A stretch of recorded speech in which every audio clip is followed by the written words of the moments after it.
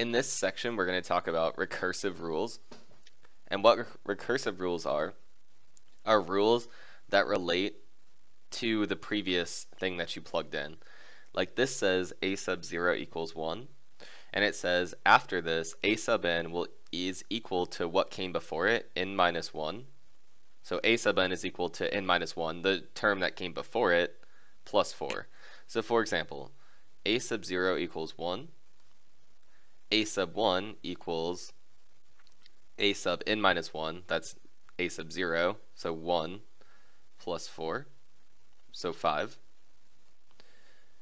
A sub 2 equals what came before it, so 5 plus 4 equals 9.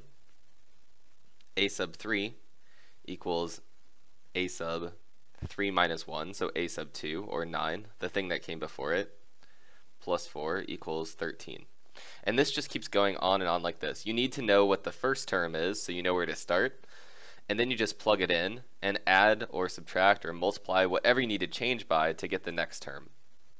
Same thing with this second rule. It says a sub 1 equals 1, so a sub 2 is equal to 3 times what came before it, so 1 equals 3. A sub 3 is equal to 3 times what came before it, so 3 equals 9. A sub 4 is equal to 3 times what came before it, that's 9, equals 27. A sub 5 is equal to 3 times 27, equals 81, and so on and so forth. All it's saying is it's 3 times a n minus 1, so the term that came before it.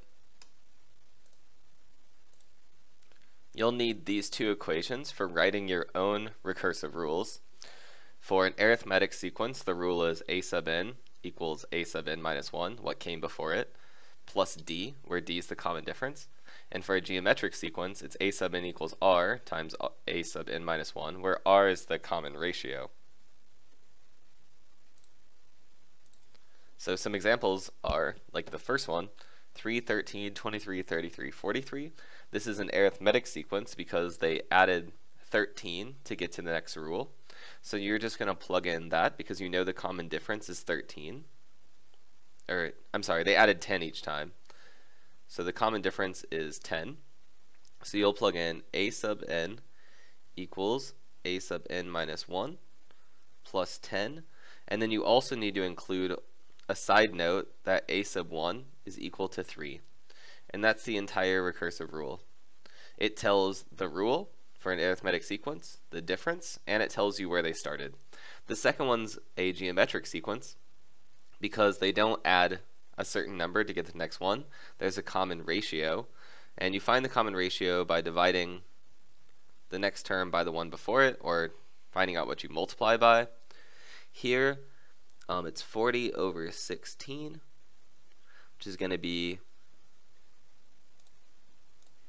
2.5, and 100 divided by 40 is also 2.5. So that's the common ratio, is 2.5, and we just write the rule a sub n equals 2.5 times a sub n minus 1, just following the equation.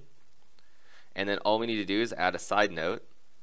I'm just going to use a semicolon, that a sub 1 equals 16. So all you need to do is know the equation, and if it's an arithmetic sequence, you need the common difference. If it's geometric, you need the ratio, and then you just need to include a side note, like where the sequence is supposed to start. The last thing in this section is talking about an iteration, and this example says you're supposed to iterate a function.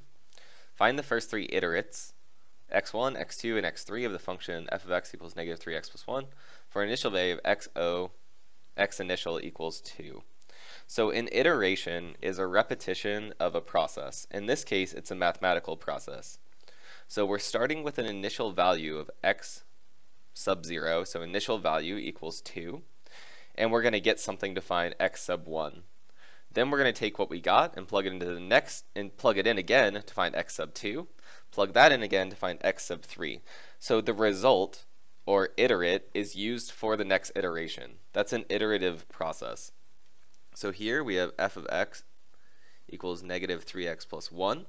We plug in our initial value of 2 plus 1. We get negative 6 plus 1, that's negative 5. So that's x sub 1 is negative 5. Then we're going to plug in that to find x sub 2. So we have equals negative 3 times negative 5 plus 1 gives us 16. That's x sub 2. Plug in that to find x sub 3. Negative 48 plus 1, negative 47. That's x sub 3. And so those are the first three iterates. You plug in 2, see what you get. Use that to plug into the next one to find x sub 2. And then use that to plug in and find x sub 3. These are iterations.